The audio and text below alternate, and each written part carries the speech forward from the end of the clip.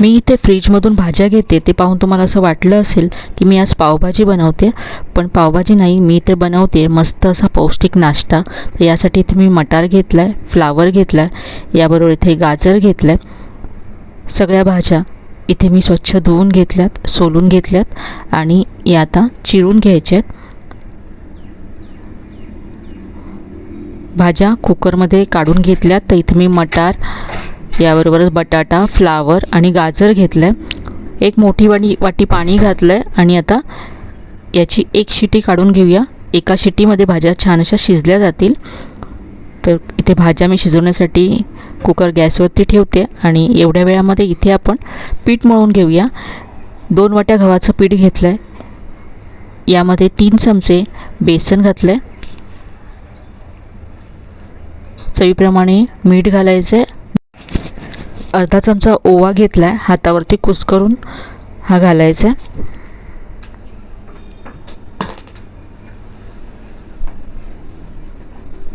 2 चमचे यावरती तेल घालायचं आहे. सगळं मिक्स करून आता पाणी घालून पीठ मळून घेऊया. तर इथे आपण पराठा बनवतो आहे, तर पराठ्याचं पीठ अगदी सॉफ्ट असं मळून घ्यायचं. त्यामुळे स्टफिंग एकसारखं सगळीकडे पराठ्यामध्ये पसरेल, त्याबरोबरच पराठा आपला फाटणार नाही.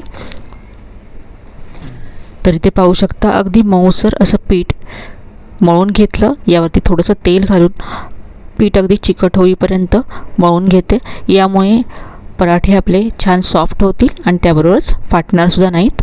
तर इथे पीठ मळून तयार करून घेतलं आहे मी. आता हे पीठ आपण बाजूला ठेवून देऊया.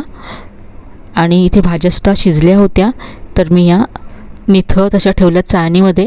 यातलं सगळं पाणी आपल्याला काढून घ्यायचं आहे. स्टफिंग तयार करूया. त्याआधी इथे आलं, लसूण आणि हिरवी मिरची मी चॉपरमध्ये बारीक करून घेते.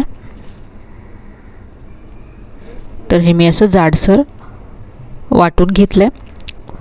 इथे गॅसवरती कढई गरम करत ठेवली आहे. यामध्ये 1 मोठा चमचा तेल घातलं आहे. तेल गरम झाल्यानंतर अर्धा चमचा जिरं घातलं. जिरं छान तडतडल्यानंतर आलं, लसूण, हिरवी मिरची यामध्ये घातलं आहे आणि याचा कच्चापणा जाईपर्यंत परतून घ्यायचं आहे.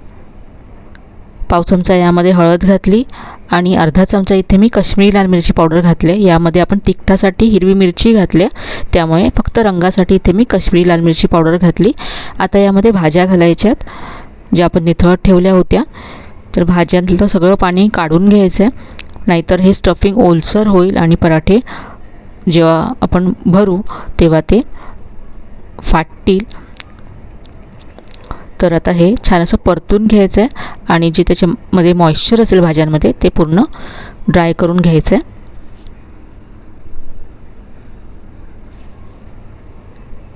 तर हे छान असं ड्राय झाल्यानंतर असं मॅश करून घ्यायचं आहे.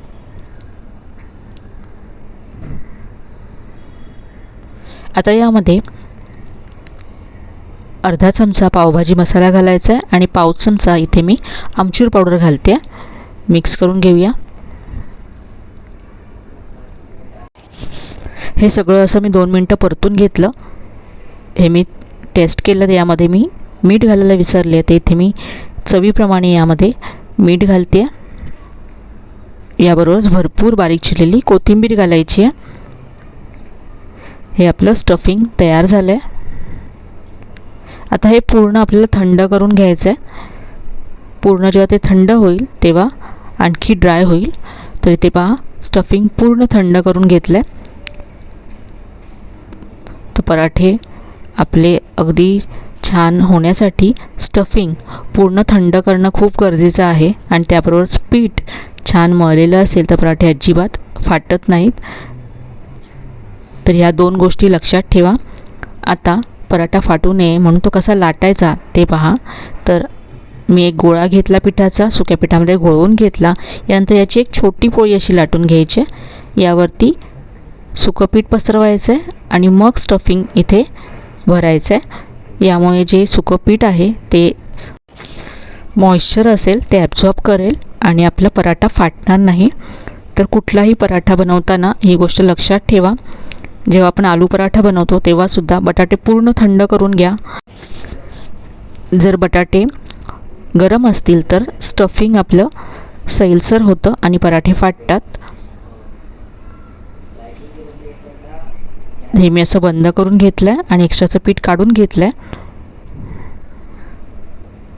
आता हातानेच आधी असं हे वळून घ्यायचं आहे. यामुळे स्टफिंग एकसारखं सगळीकडे पसरलं जातं आणि आता सुकं पीठ पसरवून हलक्या हाताने हा पराठा लाटून घ्यायचा आहे.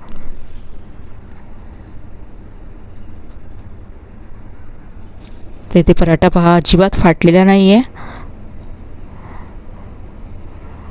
हा आपण आता भाजून घेऊया. इथे मी तवा गरम करत ठेवला, त्यावरती थोडंसं तेल घातलं आहे.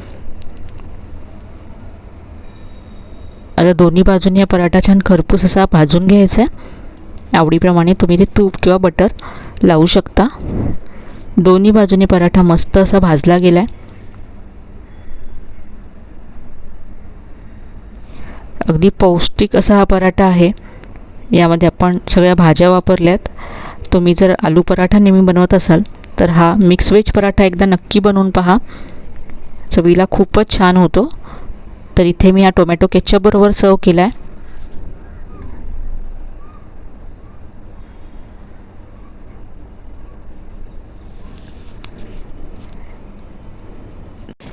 सध्या मटार, गाजर या भाज्या मार्केटमध्ये भरपूर येतात, तर एकदा तरी हा पराठा नक्की करून पहा.